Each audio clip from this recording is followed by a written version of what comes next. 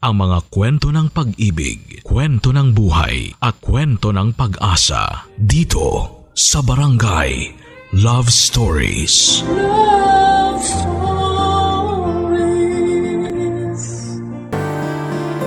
Hintayan pwedeng lugar kung saan kayo magkikita. O di kaya naman ay hintayan pwedeng aksyon kung saan ay naghihintay ang isang tao sa isa pa. Ikaw kabarangay, meron ka bang paboritong lugar na hintayan? Dear Papa Dudut, una sa lahat ay magandang araw po sa inyong lahat. Tawagin niyo na lamang po ako sa pangalang Ito. Florito po ang tunay kong pangalan. 50 years old sa kasalukuyan. Ang kwento ko po ay nangyari 5 taon na ang nakakalipas. 45 years old po ako noon. Isa po akong konduktor ng bus na bumabiyahe mula probinsya hanggang sa Maynila at pabalik. May asawa na po ako noon pa lamang. Siya po ay si Nene, 43 years old noon. 13 taon na kaming kasal at may 2 anak. Isang babae na 12 years old at lalaki na 10 years old. Papadudot si Nene po ay katulad ko ding konduktor. Doon na po kami nagkakilala sa trabaho. Dahil pareho kaming konduktor noong magkaanak kami ay nakiusap kami sa kumpanya ng bus na kung maaari hindi kami sabay na mag-duty para po isa sa amin ang nasa bahay habang nasa biyahe ang isa pa. Para po may kasama ang mga anak namin kung sakaling babiyahe ang isa sa amin. Dahil po sa tagal na din namin sa kumpanyang iyon ay pumayag po sila at inayos ang schedule namin sa pagbiyahe. Para kaming laging sabay naghahatiran at nagsusunduan. Kasi sa tuwing parating ang isa ay paalis naman ang isa. Kaya ko po nasabi yan ay dahil sa istasyon po ay may isang upuan na katabi ng isang maliit na tindahan. Ang upuan po na yon ay ang lugar sa amin na hintayan. Magkikita kami sandali habang chine-check ang bus bago umalis. Doon kami nakakapag-usap ni Nene at doon na kami nagbibili ng mga kailangang ayusin at asikasuhin sa bahay. Mga bilin para sa mga bata at syempre nagpapaalam sa isa't isa, Papa Dudut. Ang tindahan naman po sa tabi ng upuan na aming hintayan ay pag-aari ni Lola Gertrude. 79 years old po siya noon. Ang tindahan niya ay sari-sari store at tindahan din ng mga pasalubong. Maganda ang relasyon namin kay Lola Gertrude para siyang nanay sa amin. Siya ang kausap namin sa tuwing naghihintay kami na bumiyahe. Kaya alam na namin ang buhay ng isa't isa. Kaya hindi na talaga iba sa amin si Lola. Papadudod ang pwestong tindahan ni Lola ay pag-aari niya. Nandun din ang bahay niya. Noong binabakuran na ang istasyon ay pinakiusap niya na huwag harangan ang harap ng tindahan niya para ang dating ay parang nasa loob pa din ito ng terminal, Papa Dudut.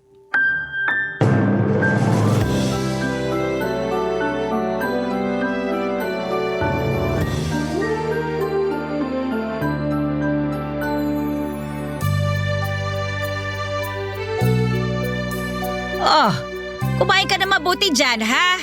Ubus na nga po eh. Naubos mo na? Ay, akin na yung plato mo't nabalagyan ko pa. Ayos na ako Lola, busog na ako. Iba ka talaga magluto ng tsampurado at tuyo. Ano ba naman ang ipinagkaiba ng luto ko? Ang sumapa din naman ang lasa ng mga yan matamis at maalat. Pero masarap talaga kasi punong-puno ng pagmamahal. Itong batang ito, inuuto pa ako. Totoo yun Lola. Siya, sige. Sinabi mo eh. Salamat po. Saan naman? Sa lahat po. Sa lahat? Sa mga ginagawa niyo sa aming mag-asawa. Ay naku, ano ba naman yung isalo ko kayo sa pagluluto ko? Masaya nga ako at may nakakasalo ako eh. Hindi lang po sa mga luto niyo. Pati na po sa mga payo at pagmamahal niyo sa aming mag-asawa. Ano ka ba? Hindi na kayo iba sa akin. At hindi ka na iba sa amin. Ikaw ang natitirang nanay namin ni Nene. Baka naman magkaiyakan pa tayo yan, ha? O eto, ipinagtabi na kita ng babaunin mo. Itong isa naman, ipapadala ko mamaya kay Nene para sa mga bata. At bago ka bumiyahe, kumain uli kayo ni Nene ha? Sabayan mo uli yung asawa mo. Nakakahiya naman po. Nahihiya kang sabayan sa pagkain ng asawa mo. Hindi po. Ibig ko po sabihin, ito mga pabaon nyo. At pakain sa amin araw-araw. Ikaw na ang nagsabi na araw-araw. Kaya dapat sanay ka na. Ilang taon nang ganito tayo at masaya ako sa bawat pagluluto ko. Lalo na kung nakikita kong nagugustuhan yung mga luto ko. Talaga naman po kasing masarap. Eh oo na nga. Bakit hindi kayo magtinda din dito ng mga ganyan? Almusal o merienda? Ay nako, hindi ko na kaya. Sa dami nitong tinda ko baka mahirapan na ako. Kung sa bagay po. O ay teka, hindi ko pa kayo nakakumusta. Kumusta kayong mag-asawa ha? Yung mga bata, kumusta na sila? Ganun pa din po. Pinagkakasya ang kinikita para sa gastusin sa bahay, sa upa at sa pangangailangan ng mga bata. Kinakapos ba kayo? Nagagawa naman po ng paraan. O paano? Nag-a-advance po kami sa opisina. O kung kinakapos na kayo, bakit hindi kayo lumapit sa akin? Naku Lola, sobra na yung nagagawa mo sa amin. Ayaw na namin makaabala palalo. Ano ba naman yung sinasabi mo? Kakasabi lang natin sa isa't isa na hindi na kayo iba sa akin at hindi na ako iba sa inyo. Bakit naiilang pa kayong lumapit? Baka abusado na po kami masyado. Ano pa yung sinasabi mo? Ibig sabihin lang yan Iba pa talagang tingin nyo sa akin. Hindi naman Lola. Pues, sa susunod na mga ilangan kayo ay ako muna ang lapitan ninyo. Sige na nga po, huwag na kayo magalit. Ayan na ang bus ni Nene. Yan na nga po. Ayun na siya. Lola Gertrude! Ay, salamat sa Diyos at maayos ang biyahe. Kamusta ang biyahe? Maayos naman. Wala namang aberya. Maiwan ko muna kayo diyang mag-asawa ha. Kukuha lang ako ng tsampurado para mainitan naman ang sikmura ni Nene. Itong baon mo, baka makalimutan mo ha. Nene, itong isa naman iwi mo para sa mga bata. Ay, salamat la. Siya, sandali lang. Nakaayos ng mga kailangan ng mga bata. Mga alas 7 mo na sila gisingin. Kasi wala silang klase ng alas 7. Alas 9 na ang klase nila ngayon. Ganun ba? May kailangan bang bayaran? Yung kuryente lang. Nandun na yung pambayad sa ibabaw ng aparador. Sige, ako nang bahala. Kamusta ka? Ayos naman. Walang bago. Pagod pero masaya naman. Tiis lang. Di ako umaangal ha. Masaya ako at para sa atin naman ang lahat ng to. Medyo mahirap yung hindi tayo nagkakasama ng buo pero kakayanin natin to. Oo. Salamat sa pangunawa. Ano bang sinasabi mo? Masaya ako sa lahat na nangyayari sa atin. Heto na ang mainit at tsampurado. Papadudot maraming kwento sa bawat biyahe namin sa bus. May mga masasaya, nakakatawa, malulungkot, nakakatakot at kung ano-ano pa. Ganon din naman ang buhay namin. Medyo hirap pa kaming bumawi dahil sa mga naging pangangailangan noong mga panahon na yon. Lalo pa't naglalakihan na ang mga anak namin kaya mas lumalaki na ang mga gastusin para sa kanila. Hindi sila maluluhong bata pero ang gastusin sa pag-aaral nila ay medyo palaki kasi ng palaki. Pero hindi ako nawawala ng pag-asa na matatapos din ang lahat ng pagsubok na dinaranas namin. Ang isa sa mga gusto kong matapos na ay ang pagsasalita namin ng schedule ni Nene. Dahil gusto kong maging normal naman na magkakasama kaming pamilya lalo na sa mga espesyal na okasyon. Lalo na ang mga kaarawan ng bawat isa. Alam ni Lola Gertrude ang lahat ng kwento sa buhay namin. Kaya naman lagi siyang nakaagapay para pagaanin ang nararamdaman namin ni Nene. May mga pagkakataon na sobrang ininda ko yung mga pasok namin sa buhay, kaya muntik na akong sumuko. Pero dahil sa payo ni Lola Gertrude, ay muling lumakas ang loob ko kaya ang laki ng utang na loob at pasasalamat ko sa kanya. Hindi din po perpekto ang relasyon namin ni Nene. Nagkakaroon din kami ng hindi pagkakaunawaan pero dahil kay Lola ay mabilis naming naaayos ang lahat. Hindi lang mga payo ang naibibigay niya sa amin. Napapasaya niya pa kami sa mga kwento niya at syempre sa mga masasarap na niluluto niya sa tuwing madaling araw para sa aming buong pamilya. Sobrang mahal na mahal kami ni Lola Gertrude. Mabait naman siya sa iba pero iba talaga ang antas ng pagmamahal at pagtrato niya sa amin. Para niya kaming mga tunay na anak. Ang mga anak naman namin ay siya na ang nakilalang lola dahil hindi na nila naabutan ang mga magulang namin ni Nene. Mabuti na naman namin or muli na naman naming naramdaman ang pagmamahal sa amin ni Lola Gertrude nang minsang ma-stranded ng biyahe namin dahil sa landslide. Sobrang nag-alala si Nene noon at halos hindi alam ang gagawin. Pasalamat talaga ako at nandun si Lola para alalayan at damayan si Nene ng panahon na yon.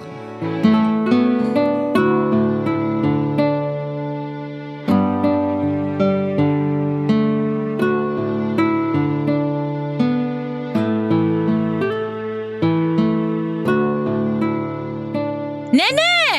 Oh, magandang umaga! Ang aga mo naman yata masyado. Lola, Bakit parang ang haba ng mukha mo? Ano ba nangyari? Lola, kasi si Ito, Nandiyan na ba siya? Hindi ko napansin yung bus niya. wala pa po. Uy, ano ba nangyayari? Ano nangyari kay Ito? Lola, nagka-landslide po sa dinadaanan ng bus. Diyos ko, ano nangyari? Hindi naman po sila napano. Mabuti maagang nakahinto ang bus at hindi sa mismong landslide na pahinto. Ay, salamat naman. Pero kumusta siya? Hindi ko pa siya nakakausap eh. Tinawagan lang ako ng opisina para ibalita ang nangyari. Pero wala naman daw bang nangyari sa kanila? Wala pong sinabi eh. Magdasal tayo na ligtas ang lahat. Kinakabahan ako, Lola. Ano ka ba? Maupo ka nga muna rito. Huwag ka mag-isip ng kung ano-ano. Anong gagawin ko, Lola? Ay basta umupo ka dyan at huminahon ka. Sandali. Ito, uminom ka muna. Salamat po. Ang mabuti pa, umuwi ka na muna. Tiyak na tatawagan ka naman pag nakabalik na yung bus. Hindi po ako mapapakali sa bahay. Mga bata. Tulog pa po. Mamaya pang 7:00 ang gising nila. Mag-aalas 5 na. Matatagalan pa si Ito kung hahanap sila ng ibang ruta. Malayo po ang ibang ruta. Ang importante, alam natin na maayos sila. Kaya huwag ka na masyadong mag-isip. Opo, pipilitin ko po. Ayaw mo bang umuwi muna? Maghihintay na po muna ako ng balita. Susubukan ko din pong tawagan si Ito maya-maya. Hindi kasi siya sumasagot eh. Baka naman may inaayos lang. Hintayin mo na lang at tatawag din yun. Lola, si Ito. Sagutin mo na. Hello? Nene, Ito, anong nangyari sa inyo? uminahon ka. Ayos naman kami. Sigurado ka? Oo, medyo malayo kami doon sa binagsakan ng landslide. Ay, salamat sa Diyos. Huwag ka na mag-alala. Hindi ko lang masagot ang tawag mo kanina kasi naiwan ko sa loob ng bag itong cellphone. Kinailangan namin lumabas. Pinalabas ko muna ang mga pasahero. Kumusta naman ngayon? Eto, nakabalik na lahat sa bus. Wala nang nahuhulog na lupa o bato. Medyo payapa na. Paano mangyayari? Iikot ba kayo? Sabi dito, padating na daw ang mga maglilinis ng kalye. Anong plano nyo? Hihintayin na lang namin maklaro ang kalye at masabing ligtas na. Kasi kung iikot kami, ilang oras din. Kaya hihintayin na lang namin ito. Sige, basta maayos ka. Kumusta daw si Ito? Ay, nandito si Lola. Kausapin mo. Nasa estasyon ka na? Oo, hindi ako mapapakali sa bahay eh. Eto si Lola. Hello Ito! Kumusta ka? Mabuti naman Lola. Ligtas naman kami. Ay, salamat naman sa Diyos. Nag-aalala kasi itong si Nene eh. Kayo na po muna ang bahala sa kanya ha. Sige. Basta mag-iingat ka dyan ha. Opo Lola. Salamat po. Eto na uli si Nene. Hello? Matatagalan pa kami dito. Umuwi ka na muna. Pero… Hindi ako makakabalik sa oras. Walang kasama ang mga bata. Walang mag-aasikaso sa kanila bago pumasok. Sige, uuwi na ako. Basta mag-iingat ka ha. Sige na, ingat ka rin pa uwi ha. Sige. Ano daw? Uwi na po muna ako. Mabuti pa nga. Mamaya dadaan ako sa inyo. Ihahatid ko itong niluluto ko. Nakakahiya naman, Lola. Di na sayang naman itong niluto ko. Basta umuwi ka na at dadaan ako doon mamaya. Sige na at baka magising na ang mga bata. Salamat, Lola. Papadudot, naiintindihan ko si Nene sa sobrang pag-aalala niya sa akin. Kasi kung baliktad ang sitwasyon at ako ang nasa katayuan niya, ay mas aligaga pa siguro ako. Alam ko ang nararamdaman ni Nene kaya noong umayos na ang sitwasyon, maya't maya ay tumatawag ako sa kanya. Binabalitaan ko siya sa progreso ng nangyayari sa amin. Sinabihan ko siya na baka hindi na ako makatawag dahil paubos na ang baterya ng cellphone ko. May iba po kasing pasahero na walang cellphone ang nakikigamit para sabihan ang mga kamag-anak nila. Kaya mabuti na yung unahan ko siyang maabisuhan kaysa mag-isip na naman siya ng kung ano-ano kapag biglang hindi na ako tumawag. Natapos ang araw na yon kahit nakahinto lang kami ay sobrang pagod na naramdaman ko. Ganon po talaga siguro kapag may kasabay na pag-aalala.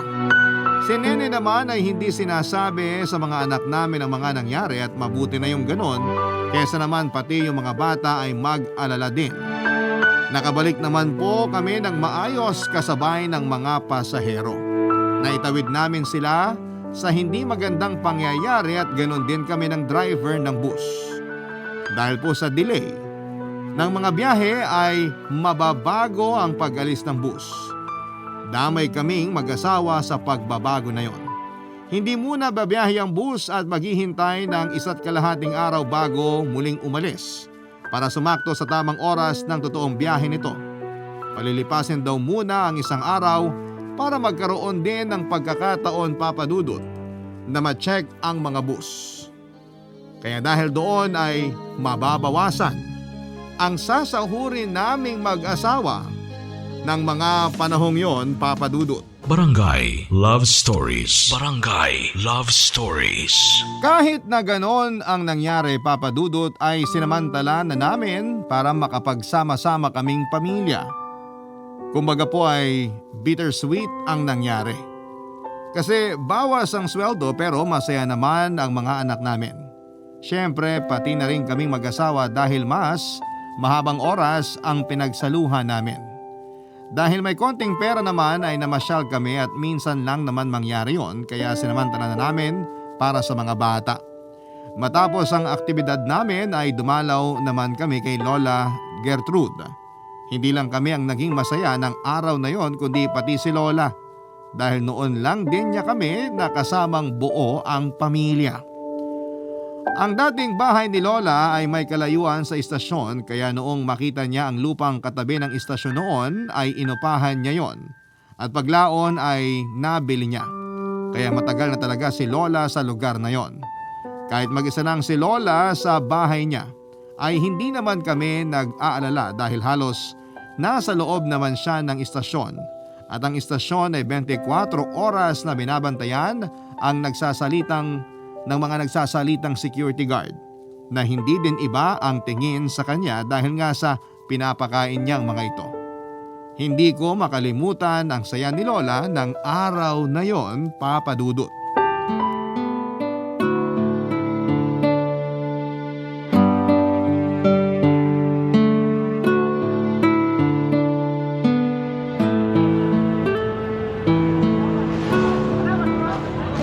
Oh, para malungkot ka, Lola.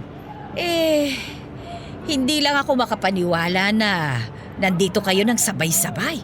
Kayo mag-asawa tsaka ang mga bata. Medyo hindi maganda ang dahilan pero eto ginawa na lang naming masaya. Total, paminsan-minsan lang kami ganito. Ewan nga po kung kailan ulit mauulit to. Naku, wag na sana landslide ang dahilan. Oo nga. Kaya huwag kalilimutang magpasalamat sa Diyos. Lola, bakit ang dami mong niluto? Hindi naman namin sinabi sa'yo na dadalaw kami ah. Oo nga, Lola. May bisita ka ba darating? Wala naman. Ewan ko ba, pagkagising ko bigla ko na lang naisipan na magluto eh. Yung pala ayan at dadalaw kayo. Kaya sakto naman ang pagluluto ko. Teka, nasa na ba yung dalawa? Nandun sa tindahan ni Lola. Sila na daw magbabantay. Naku, baka kung magkano ang mga sabihin nilang presyo malugi si Lola. Ay hindi, nakalista naman doon ang mga presyo kaya hindi sila magkakamali. Hayaan mo na sila kasi masaya naman sila at natutulungan pa ako. Salamat, Lola. Oh, saan naman? Ako nga ang natutulungan nila eh. Kasi gusto talaga nung dalawang bata ang magtinda. Kaya ayun, ang saya-saya nila. Hindi ko nga alam kung magkano ang pasweldo ko sa dalawa. Ne, Oo, oras na. oo nga. Sandali, anong oras na? Alis na ba kayo? Relax ka lang dyan, Lola. Sandali lang po, Lola ha. Uy, saan ba pupunta yun? Mamaya na kayong umalis. Sandali lang, Lola. 1, 2, 3! Maligayang bati! Oh, ano ba yan? Cake! Opo, at may dala kaming pansit. Luto ko po yan. Ano bang meron? Lola naman eh. Birthday mo! Akala mo nakalimutan namin oh. Hindi nyo nga nakalimutan. Pero ako ang nakalimot. Si Lola talaga. Ay, totoo ang sinabi ko. Nawala talaga sa isip ko na kaarawan ko pala ngayon. Kaya pala ako nagluto. Seryoso ka, Lola? Oo nga. Kaya nga salamat sa pagpapaalala at sa mga dala ninyo. Ay, sandali. Tara, kumain na tayo.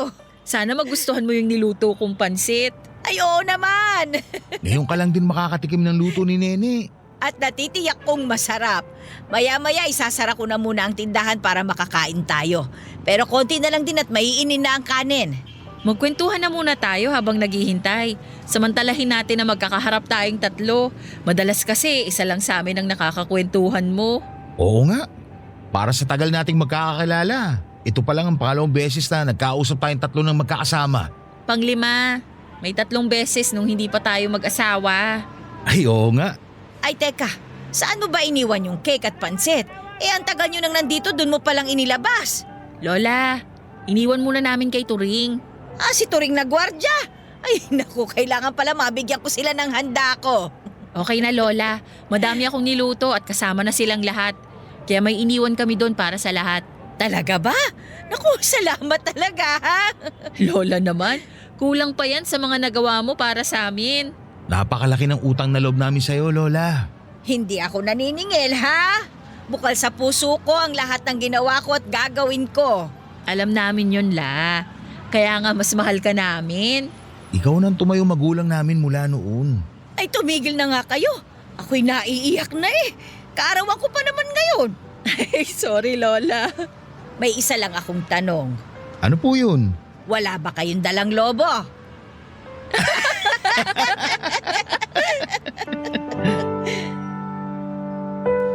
Papadudot na kalimutan namin ang trabaho at ang pagkaliban sa trabaho dahil sa saya ng araw na yon.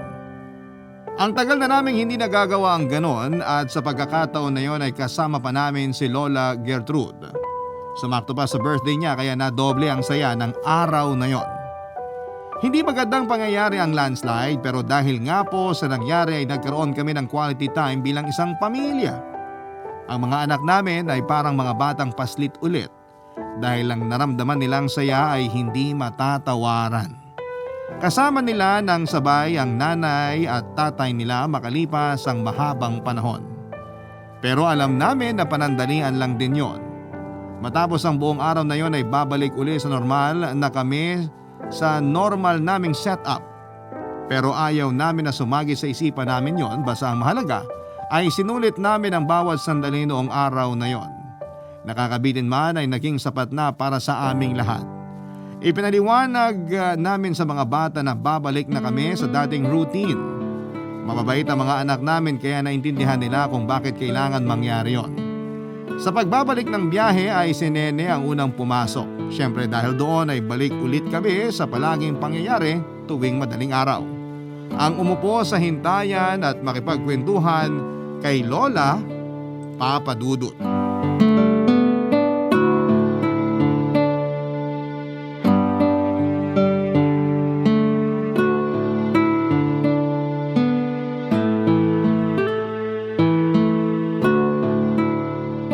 O heto, naglugaw ako. Masarap yan. Sigurado naman po talaga. Wala naman kayo nilutong hindi masarap. Ayan ka na naman eh. Ay Lola, hindi ako magsasawang ulit-ulitin. Ay nako, iba na nga lang ang pag-usapan natin. Kumusta kayo nung umuwi kayo kahapon? Diretso pa din ang saya. Sinulit po talaga namin ang bawat minuto na magkakasama kami. Oy, ako din naman nagpapasalamat. Saan po? Dahil isinama ninyo ako sa masayang araw na yon. Aba dapat lang naman. Dahil kayo ang lola, nanay at best friend namin. Sana'y maulit agad yun ano. Pero sana hindi sa hindi magandang dahilan. Oo nga po eh. Ay hayaan mo, mangyayari uli yun. Mamarapatin uli ng Diyos na mangyari yon. Oo nga po. Aba, itikman mo na nga yung lugaw at baka lumamig. Oo nga pala. Walang palya, Lola. The best pa din. Nako, ayan ang tubig. Salamat, Lola. Mamaya na ako magtitimpla ng kape at mainit din naman yung kinakain mo. Salamat ulit, Lola. Sarap talaga. Ay, siya nga pala, may sasabihin ako. Ano yun, Lola? Iluluwas kasi ako ng Maynila. Kailan po? Pinaplano ko pa. Sa biyahe namin ni Nene ka na sumabay. Kami nang bahala sa pamasahe mo. Salamat ito ha. Inaayos ko pang mga kailangan bago ako lumuwas. Kaya hindi ko alam kung kanino ako sa inyo makakasabay. Siyempre kahit kanino sa amin kayo makisabay, hindi namin kayo pababayaan. Alam ko naman yon. Teka, Lola, bakit ka nga ba luluwas? Inaalala mo ba nung isang araw na may dumating na lalaki dito? Kailan po yun? Ay mali. Si Nene nga palang nakakita nun. Pero ayun nga, may dumating na lalaki dito. Abogado ng asawa ko na humahawak sa mga ari-arian na naiwanan niya. Bakit daw po? Yung bahay ni Lolo Caryo mo sa Maynila na pinauupahan namin. Dahil hindi na nga ako titigil doon, lalo na nung mawala si Caryo, pinaupahan ko para naman hindi maabandon at masira lang. Yung matagal nang nangungupahan doon aalis na. Aalis? Oo, mangingibang bansa yung buong pamilya niya, kaya iiwanan nila yung bahay. Pero maayos naman po ang pag-alis nila. Oo, kasundo ko ang pamilyang yun. Mababait din sila tulad nung kausap kong nangupahan. Kahit nga hindi kami nagkikita hindi sila nakakalampas sa pagbabayad buwan-buwan. Dinideposito niya sa bangko ko. Mababait nga po. At ang bahay, sabi nung abogado, maganda raw ang kondisyon. Pinapaayos pala nila nang hindi ako pinagagastos. Swerte nyo naman. Teka, ano po ang kailangan nyong ayusin sa Maynila? May bagong uupa? Ayun na nga. Hindi ko na kasi kayang asikasuhin pa ang lahat. Baka mamaya hindi katulad nilang makausap ko. Ano pong plano nyo? Plano ko sanang ibenta na yung bahay at lupa. Kaya kailangan kong magtagal sa Maynila para asikasuhin ang lahat. Kawawa naman ang abogado ko magpapabalik-balik pa dito para lang sa mga kailangang pirmahan. Kung sa bagay po, saan kayo titira? Gusto kong lumuwas sa araw ng pag-alis ng mga dating nangungupahan. Una, para makapagpaalam at saka makapagpasalamat ako sa pag-aalaga nila dun sa bahay. Pangalawa, para doon ako titigil muna sa bahay habang inaayos pa ng abogado ko yung mga kailangan. Pero mag-isa kayo dun. Ay naku, wag mo ko alalahanin at may kakilala pa naman ako doon. Buhay pa naman ang ilang mga kaibigan namin ni Caryo, kaya wag kang mag-alala. Pero syempre, wala nang gamit sa bahay pagdating nyo. Meron pa. Iniwan na rin nila ang mga gamit at hindi naman nila mabibitbit yun sa ibang bansa. Paano po yung mga gamit pag binenta nyo na? Naisip ko na nga yan. Ipapadala ko dito yung mga kayang ipadala at ibibigay ko sa inyo. Po? Wag ka na magtaka. Kayo lang naman ang tinuturing ko kamag-anak dito Isa pa, kumpleto naman ako dito sa bahay. Kaya sa inyo ko na ibibigay ang mga yon. Nakakahiya naman po pero salamat, Lola. Hiya, ikaw bata ka? Pipingutin ko yung tenga mo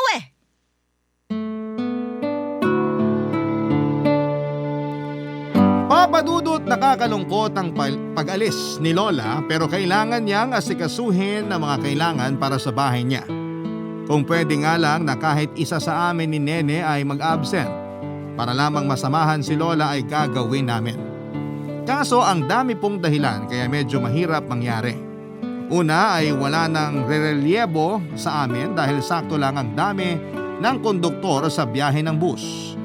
Nang sabihin ko kay Nene ang plano ni Lola ay hindi din niya maiwasang malungkot. Kaya nung umalis na ako para bumiyahe ay sila naman ni Lola ang nag-usap. Tulad ko ay ganon din ang naramdaman ni Nene, may halong pag-aalala at lungkot dahil wala kaming makakausap sa hintayan namin habang wala si Lola. Hanggang sa nangyari na ang plano. Kinailangan nang umalis ni Lola at sa biyahe ni Nene siya nakasabay. Ang bus kung saan kami nagkukonduktor ay parang bahay na din namin dahil 24 oras kaming nandun. Kaya naman kami ni Nene ay inaasikaso namin ang lahat na parang bisita namin sa bahay. Siyempre si Lola Gertrude ay mas espesyal ang trato ni Nene. Noong makarating sa istasyon sa Maynila ay alala si Nene dahil maghihiwalay na sila ni Lola.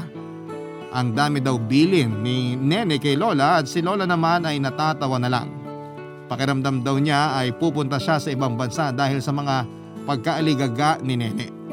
Hanggang sa dumating ang kinabukasan at madatnan ako ni Nene sa hintayan namin na tahimik at mag-isa. Malungkot dahil wala akong kakwentuhan sa tindahan ni Lola. Kaya naman si Nene ay ganon din ang naramdaman. Nang makabalik naman ako sa amin ay nakita ko si Nene mula sa hintayan namin na para bang nakayuko. Doon ko nalaman na nahihilo pala ito ng mga sandaling yon, Papa Dudut. Barangay Love Stories. Barangay Love Stories. Papa Dudut, nalaman ko doon na nahihilo pala si Nene. Kaya ganoon na lamang ang pag-aalala ko sa kanya.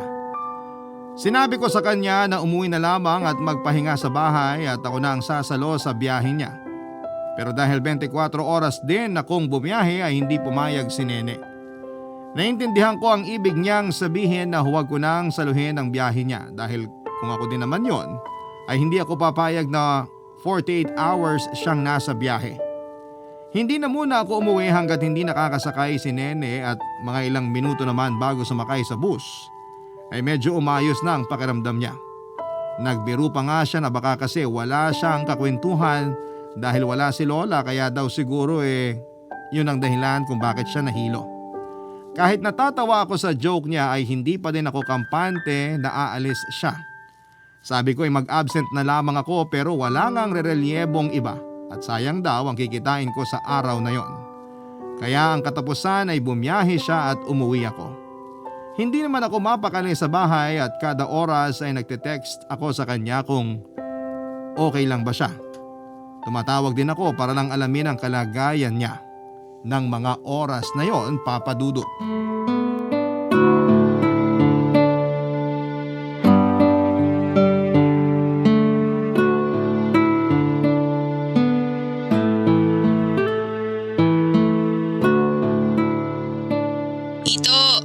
Hello? Nasaan na kayo? Nakatulog ka na ba? Parang hindi ka pa natutulog mula kahapon ah. Nakatulog naman ako. Yung totoo. Kasi naman, nag-aalala ako sa'yo. Ikaw naman mula kahapon pag alis ko halos kada oras tumatawag ka. Pinuyat at pinagod mo din ang sarili mo. Huwag mo nang isipin yun. Ikaw ang gusto kong malaman kung kumusta na. Nahilo ko pa din ba uli? Hindi na. O eto nag-aayos na lang ng konti dito sa estasyon sa Maynila at maya-maya aalis na din tong bus. Mabuti naman. Ito, 12 oras ang biyahe namin pabalik. Sana naman ay itulog mo yon bago ka pumunta ng estasyon dyan sa atin. Nakatulog naman ako. Kahit putol-putol, nakapagpahinga naman. Ito, ang pagtulog ang pagpapahinga ng utak sa maghapong pag-iisip. Paano makakapagpahinga ang utak mo kung isip ka ng isip kahit natutulog? Sige na, itutulog ko na ito mamaya. Aantayin ko na lang na makalabas kayo dyan sa estasyon. O siya, basta ipangako mong matutulog ka ha. Nang diretso at huwag pagising-gising. Opo. Ikaw talaga? Kamusta ka na ngayon? Katatanong mo lang yan kanina ha. Wala lang, gusto ko lang malaman. O para mapanatag ka, may ipapakausap ako sa'yo. Ipapakausap? Sino? Basta, Sandali, ayoko na sorpresa. Sino yan? sandali lang. O eto na siya. Hello? Lola? Oh, parang nagulat ka naman. Masaya lang po. Pauwi na kayo? Oo, Ay, salamat naman. kumusta ka naman? Mabuti Lola. Panatag na ako kasi may kasama na si Nene pabalik dito. Oo, nagulat din siya nung makita niya ako eh. Nakakatuwa naman at pabalik na kayo. Mas natutuwa ako. Nangulila ako sa inyo, nangulila ako sa tindahan ko, at nangulila ako sa istasyon dyan. Naku Lola, hinahanap ka na ng lahat dito. Namiss na rin nila ang mga niluluto mo. Sabihin mo maghintay sila at magpapakain ako sa kanilang lahat. Parang ang saya niyo Lola. Ay kasi maganda kinalabasan ng pagpunta ko dito sa Maynila. Bakit Lola? Naayos namin lahat ng abogado ang mga kailangan. May bumili na din kagad ng lupa at bahay. Kaya eto, masaya ako at hindi ako masyadong nagtagal. Akala ko kasi mahihirapan ako sa pag-aayos ng lahat eh. Ay mabuti pala at inasikaso na lahat ng abogado ko. Kaya puro papirma na lang at pakikipag-usap ang ginawa ko. Wow, magandang balita nga yan. Kaya yung sorpresa ko sinasabi sa iyo, ay nako, masaya din ako at naiayos namin. Namin? Oo, Nino po? nag-abogado ko. Abogado? Sandali Lola, naguguluhan ako. Ano pong kinalaman ng abogado sa sorpresa nyo? Ay nako, basta malalaman mo na lang pagbalik ko dyan. Sige na nga po. Kahit naman mangulit ako, hindi nyo din naman sasabihin eh. Kaya hihintayin ko na lang kayo. Oo, eto at paalis na yung bus. Oh, eto na si Nene. Hello Nene. O, paalis na kami kaya huwag ka nang mag-isip. Magpahinga ka na. Oo, kampante na ako at nandyan na si Lola at may kasama ka. Oo nga. Teka, may nasabi ba sa'yo si Lola tungkol sa sorpresa niya? Naku, ayaw niyang sabihin. Basta malalaman daw natin pagbalik niya dyan sa atin. Si Lola talaga. O, paalis na kami. Magpahinga ka na at magkita tayo mamaya. Babay na. O, eto si Lola. Ito. Oy, sige, magkita na lang tayo. Ah!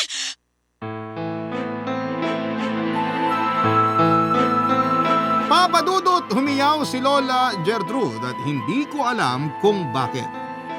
Naibaba niya din ang tawa kaya wala na akong narinig pa. Akala ko ay mapapanatag na ang isipan ko pero dahil sa huling nadinig ko ay mas lalo akong naaligaga, Papa Dudut. Agad ako nagpunta sa kapitbahay at ibinilin sandali ang mga anak ko. Matapos yun ay tumakbo na ako sa istasyon at gusto kong alamin sa opisina kung may balita na sila sa bus ni na Nene. Hindi po kasi sinasagot ni Nene ang telepono niya, kaya naman mas lumakas ang kaba ko. Mga ilang minuto pa ay nakabalita na ang opisina. Sumagot na sa kanila ang driver ng bus. Alam na ng opisina ang nangyari pero ayaw munang sabihin sa akin. Nakiusap na lamang ako para masabi lang nila. Pinakalma nila ako at saka sinabi ang nangyari. Hinimatay po pala si Nene habang nagbibiyahe. Sinabi din naman nila na huwag na akong mag-alala dahil maayos na ang kalagayan niya. Mabuti ay konti lang ang pasahero noon kaya sa likod pinahiga si Nene. May malay na ito pero kailangan munang magpahinga. Mangiyak-ngiyak po ako noon at wala po akong magawa para kay Nene kasi malayo po siya sa akin at hindi ko na po muna siya tinawagan. Inisip ko na mas mabuting makapagpahinga siya at nagdasal po ako ng nagdasal habang nakaupo sa aming hintayan. Ilang oras pa ay nakita ko na ang parating na ang bus na sinasakyan nila Nene. Papa Dudut, halos matumba ako nang makita ko na may ibinaba na katawan. Buhat-buhat ng ilang lalaki sa bus. Napahiyaw ako at isinigaw ko na ang pangalan ni Nene, Papa Dudut.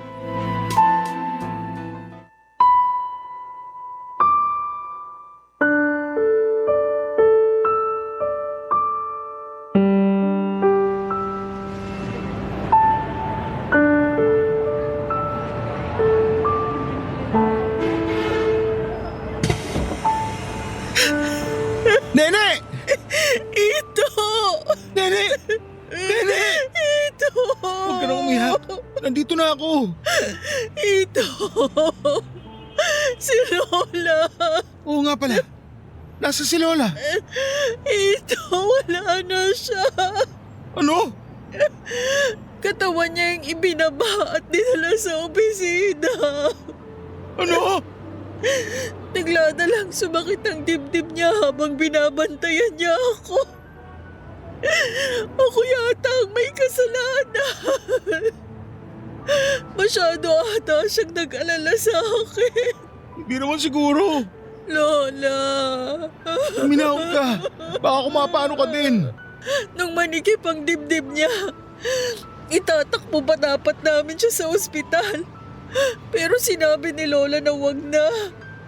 Nararamdaman na daw niya na hindi na siya aabot. Pinilit ko siya pero nakiusap siya sa akin.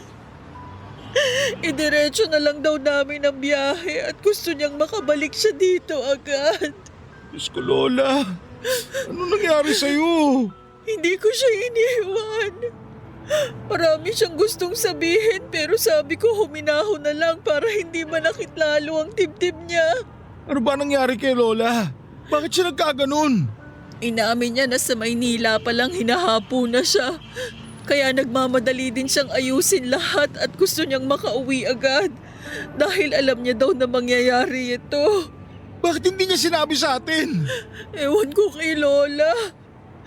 Sana sinundo ko na lang siya. Lola! Ito, may sinabi sa akin si Lola. Tungkol saan? Tungkol sa pagbebenta niya sa bahay. Ano daw yun? Ito, kaya pala ibinenta ni Lola ang bahay. Dahil yung pinagbentahan, gusto niyang ibigay sa atin. Para daw magamit natin sa pag-aaral ng mga bata hanggang makapagtapos sila. Ano? Yan ba yung sorpresa na sinasabi niya? Oo. Kung papipiliin ako, hindi ko pipiliin ang sorpresa niya. Mas gugustuhin ko na mabuhay na lang si Lola.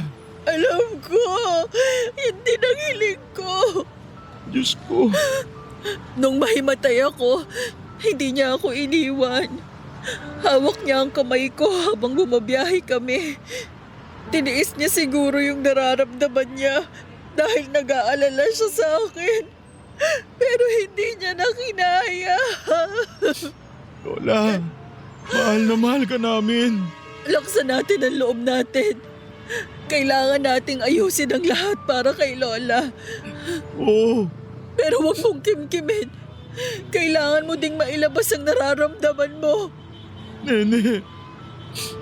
Patay na si Lola. Isipin na lang natin na tahimik na siya. Na mas maayos na ang pupuntahan niya.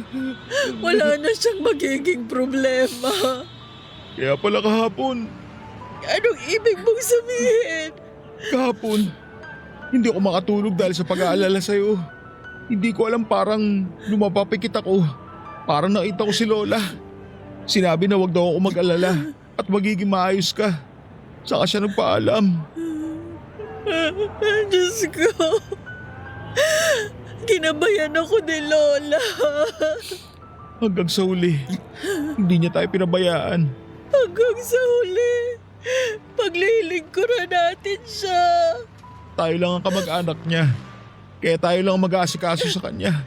Nandiyan na pala ang ambulansya. Halika na. Lola! Laksan mo ang loob mo.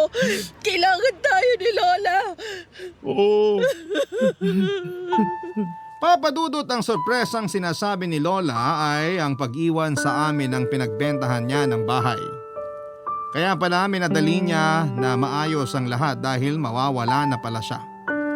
Ang pinagbentahan ng bahay ay para daw sa mga anak namin. Pero hindi siya nawala na walang iniwan sa aming mag-asawa. May bank account na iniwan si Lola na sinabi niya sa abogado na ibigay sa amin sa oras na mawala na siya. Malaking halaga ang laman ng nasabing bank account. Nakasad pa sa huling habilin ni Lola na para daw yon sa retirement namin. Kami na raw ang bahala kung ano man ang gusto namin gawin sa pera. Para sa amin daw talaga ang halagang yon. Ang bahay at tindahan ni Lola ay pinangalan niya din sa aming mag-asawa. Sa totoo lang, kahit na wala ang mga iniwan ni Lola Gertrude, ay asikasuhin pa din namin siya sa huling sandali niya hanggang sa mailibing. Kaya ginugol namin ang buong panahon namin para mabigyan ng magandang pamamaalam si Lola Gertrude. Papadudod sa kasalukuyan ay 5 taon na kaming hindi nagkukonduktor na mag-asawa. Si Nene po ay tinuloy ang tindahan ni Lola. Doon na din po kami nakatira sa bahay ni Lola Gertrude sa loob ng istasyon. Binitawan na namin ang dating inupahan. Ako naman po ay nasa bus line pa rin po. Pero hindi na bilang isang konduktor kundi bilang empleyado na sa opisina. Kaya nilalakad ko lang ang opisina mula sa bahay namin dahil pareho naman po itong nasa loob ng istasyon.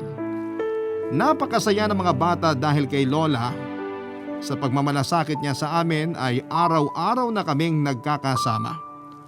Normal na para sa amin na buo ang pamilya sa pang-araw-araw. Isinulat ko po ito bilang pagpupugay kay Lola sa pagiging instrumento niya sa aming buhay at pasasalamat sa pagbubuklod sa amin ng aking pamilya. Maraming salamat po Papa Dudut sa pagbibigay daan sa aking kwento na maitampok sa Barangay Love Stories. Mabuhay po ang Barangay LS. Ang inyong forever, kapuso at kabarangay, Ito. Nagustuhan ng iyong napakinggan? Ituloy yan via live stream sa www.gmanetwork.com/radio. Barangay LS 97.1 forever.